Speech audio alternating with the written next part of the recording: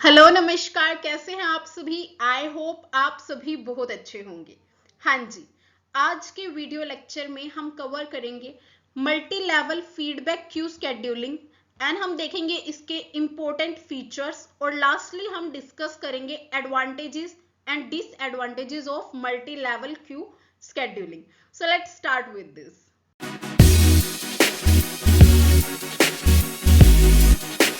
हाँ जी, हमने देखना है multi level feedback queue scheduling को। देखो ये हमारी कैसी होती है, ये आपकी कुछ हद तक जो हमारी मल्टी लेवल क्यू शेड्यूलिंग है उसी के जैसी है, सिमिलर। बस इसमें थोड़े से डिफरेंस है जिन्हें हम अच्छे से समझेंगे। देखो इसमें हमारे पास क्या होता है, multi level feedback queue scheduling algorithm में हम मल्टीपल क्यू का यूज करते हैं और हर एक क्यू का क्या है, एक डिफरेंट प्रायोरिटी लेवल होता है। फॉर एग्जाम्पल आप किसी क्यू को जो है नंबर 1 असाइन करते हैं, then number 2, number 3, number 4 and up to so on. हम हर एक क्यू को एक प्रायोरिटी असाइन करते हैं। बेस्ड ऑन देयर प्रायोरिटी हमारा जो क्यू है और उसकी प्रोसेस है वो क्या होंगी, एग्जीक्यूट होंगी। Means based on their priority उन्हें सीपीयू क्या होगा, एलोकेट होगा। सिंपल सी बात है, अच्छे से हमें समझ आ गई। अब देखो मल्टी लेवल क्यू शेड्यूलिंग में क्या होगा, is a CPU algorithm that uses multiple Q. हमारे पास मल्टीपल क्यू होंगे, बहुत सारे क्यूज होंगे विद डिफरेंट प्रायोरिटी लेवल, जिनका अलग अलग प्रायोरिटी लेवल होगा। ठीक है। If a process uses too much CPU time, अगर आपकी एक प्रोसेस है जो बहुत ज्यादा सीपीयू को यूज कर रही है, ठीक है, आपकी एक प्रोसेस है जिसे सीपीयू को बहुत ज्यादा टाइम चाहिए, तो अब उसमें क्या होगा, हमारी multi level feedback queue scheduling क्या करेगी, उसे उस टाइम पे पॉज कर देगी कि नहीं भाई इसे बहुत टाइम चाहिए। अगर मैं सारा दिन इसी को टाइम दूंगा तो मुझे दूसरी प्रोसेस को भी तो रन करना है। तो वो क्या करेगा, वो उसे पॉज करेगा और कहां चला जाएगा, जो लोअर प्रायोरिटी क्यू है उसके पास जाएगा कि मैं तुम्हें भी उसी के समान मानता हूं और अब हम क्या करेंगे, तुम्हारी जो प्रोसेस है उन्हें रन करेंगे। ठीक है। अब यहाँ पे क्या होगा, if a process wait too long in a lower queue, अगर आपके लोअर क्यू के अंदर भी कोई प्रोसेस है जो बहुत लंबे टाइम से वेट कर रही है, ठीक है, तो इसमें क्या होगा, मल्टी लेवल फीडबैक में जो आपका सीपीयू है वो क्या होगा, ऑटोमेटिकली ही उसको एलोकेट हो जाएगा। ठीक है। तो जिसकी वजह से क्या होगा, अवॉइड करेगा स्टारवेशन को। देखो जो मल्टी लेवल क्यू शेड्यूलिंग थी हमारी प्रीवियस वाली, उसमें स्टारवेशन हो रही थी, बट इसमें क्या हुआ, ये ऑटोमेटिकली एडजस्ट करता है एल्गोरिदम्स को, तो ये क्या है, अवॉइड करता है स्टारवेशन को। मींस हर एक क्यू को एलोकेट होगा सीपीयू और हर एक प्रोसेस की टर्न आएगी यहाँ पे। ठीक है।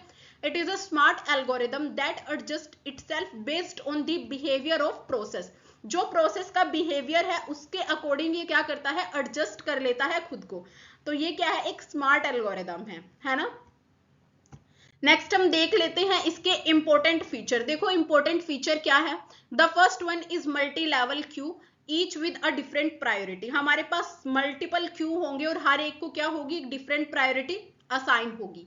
एगिंग इज यूज्ड, एगिंग का मतलब क्या है, यहाँ पे ये क्या करेगा, ऑटोमेटिकली ही एडजस्ट कर लेगा आपकी जो लोअर प्रायोरिटी क्यू है उसके अकॉर्डिंग। ठीक है। मीन्स सबकी टर्न आएगी, जिसकी वजह से स्टारवेशन का कोई चांस ही नहीं है। ठीक है।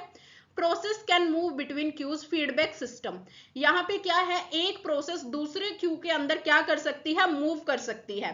But in case of multi level simple algorithm जो थी हमारी, उसमें आपकी प्रोसेस मूव नहीं कर सकती थी, बट फीडबैक वाले में क्या होगा, ये मूव कर सकती हैं। तो ये क्या है, हमारा एक फीडबैक सिस्टम होगा। Shorter job gets higher priority, जो आपकी छोटी जॉब्स हैं जिन्हें कम टाइम चाहिए, ठीक है, वो क्या होंगी, उन्हें हाई प्रायोरिटी मिलेगी कि जल्दी से जल्दी आपकी प्रोसेस खत्म हो सके और वो फास्टली आपको रिस्पॉन्स दे सके। Use different scheduling algorithm in different queue, हर एक क्यू में अलग अलग एल्गो लगेगी, like first come first serve in one queue and R in another. R means round robin. ठीक है। नेक्स्ट हम देख लेते हैं एडवांटेजेस। देखो एडवांटेजेस क्या है यहाँ पे हमारी, the first is efficient for all types of process. आपकी प्रोसेस चाहे शॉर्ट है चाहे लॉन्ग है, उसे कितने मर्जी टाइम के लिए आपका सीपीयू चाहिए, ये दोनों के लिए ही क्या है, एक एफिशिएंट प्रोसेस है।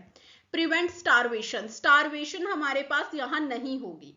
नेक्स्ट इंप्रूव करता है रिस्पॉन्स टाइम को। रिस्पॉन्स टाइम को कैसे इंप्रूव करता है, बिकॉज जो शॉर्ट आपके टास्क है, जो हमारी शॉर्ट प्रोसेस है, उन्हें हम हाई प्रायोरिटी देते हैं ठीक है, that they have done in very limited time, ताकि वो जल्दी से क्या हो सके, आपकी डन हो सके।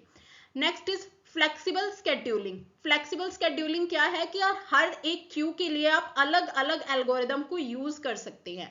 And the last is dynamic adjustment, means आपकी जो प्रोसेस है वो एक क्यू से दूसरे क्यू में क्या कर सकती है, मूव कर सकती है।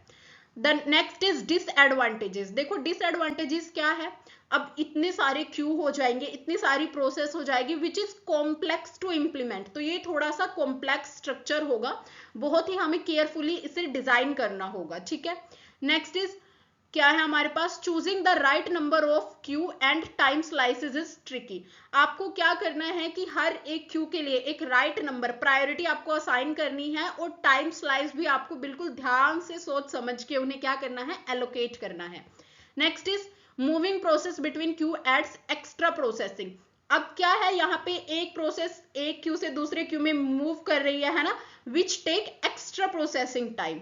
Unfair to CPU bound processes, यहाँ पे क्या है आपका, they may keep getting push to lower. अब ये क्या है, ये लोअर प्रोसेस को ही अगर बार बार प्रायोरिटी देता रहेगा, बार बार एक्सचेंज करता रहेगा, तो ऐसा भी हो सकता है कि एक ही प्रोसेस आपकी कंप्लीट ना हो। And the last is difficult to predict performance. So I hope multi level queue feedback scheduling आपको अच्छे से समझ आ गई है। इसमें आपको कोई भी डाउट है आप मुझसे कमेंट सेक्शन में पूछ सकते हैं। Till then thank you very much, please like share and subscribe our channel, thank you.